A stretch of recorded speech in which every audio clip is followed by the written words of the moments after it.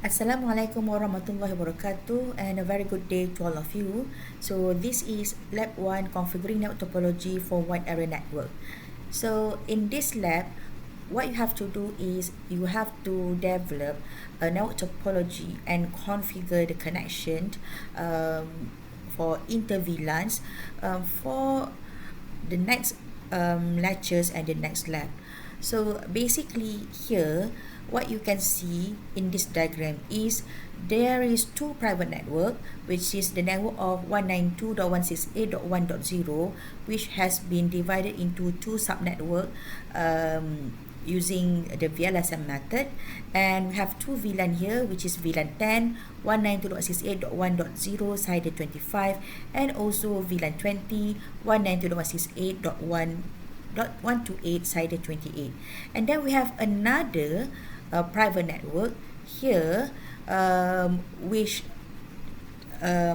is the branch for the HQ network, which is the network of 192. So similar IP address assignment is given to the branch private network.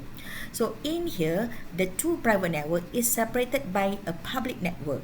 So here we have the router 1, which serve as the default gateway of the private network of HQ, and we have R3 that serve as the default gateway for the private network of the branch. And here both R1 and R3 is connected to ISP using two public network, which is 200.200.200.0 side 30 and 200.200.200.4 side 30 as well. Notice here that the connection between the HQ and the ISP is standardized, meaning the port assignment is the same for both. This is for you to easily remember the connection in the future. So for HQ to ISPs, the port assignment is S000, and for branch R3 to ISP, the port assignment is S001.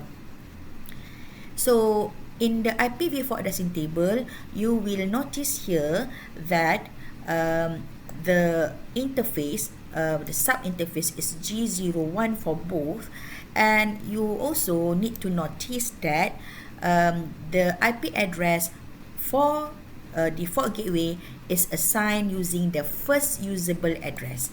Okay, the first usable address for each subnet, while for the PCs, the end device and the server, the IP address assignment is the last usable address in the subnet.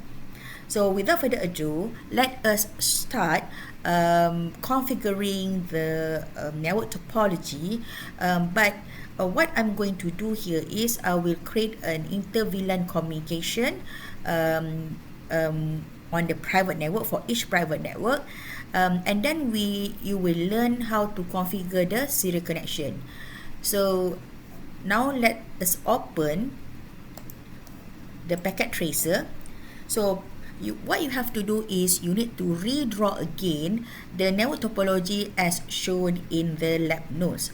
So here you notice that there is no connection between the R1 and the ISPs, because I would like to show how to connect using the serial connector.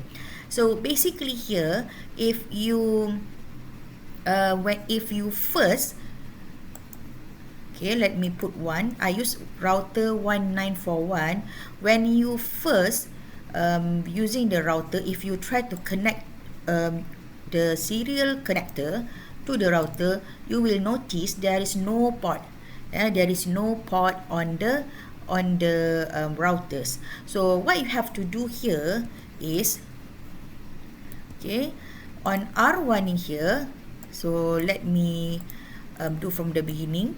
So you will notice the state of the back view of the physical device is like this, meaning the serial slot is empty, because by default router doesn't comes with the serial port slots.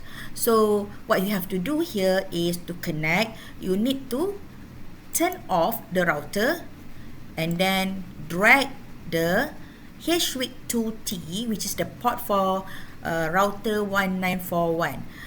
The name of the slots is different according to the series of the router. So basically for router 1941, we use HWIC2T serial port. And then you need to turn on again. So you have to do for all do the same to all the routers.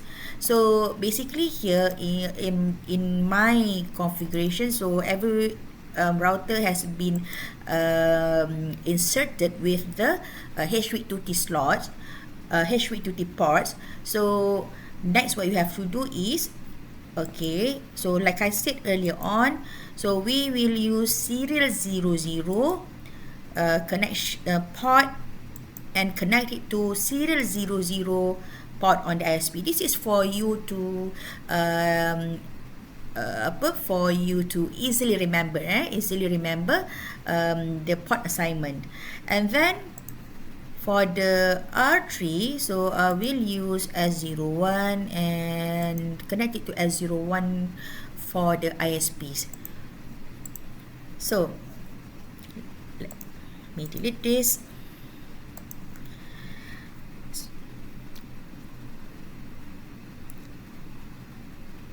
What you have to do next is you have to assign IP address first to the end device.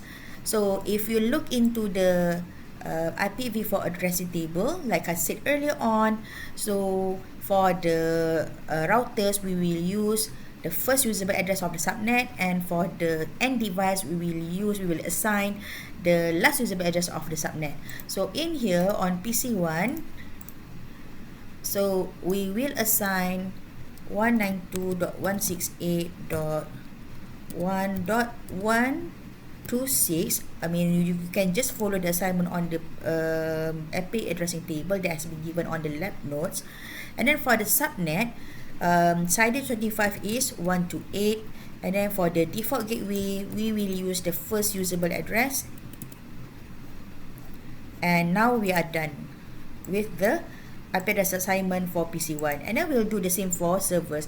But for the servers, there's a slight different on the how tabbing windows for the servers. So in here, if you click on the service, this is the list because it's a server, so there is a list of services that you can enable on the servers. But for the IP assignment, so you need to go to the desktop tab. So the view is similar to the PC's view.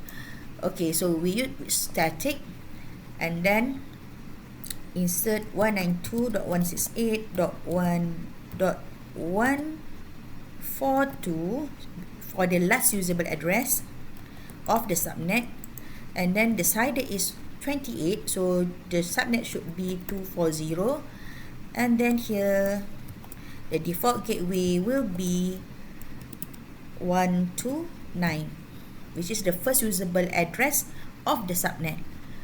So now once we are done, you have to do the same for network 172, but here I already pre-entered the information, the IP address information of the 172 network.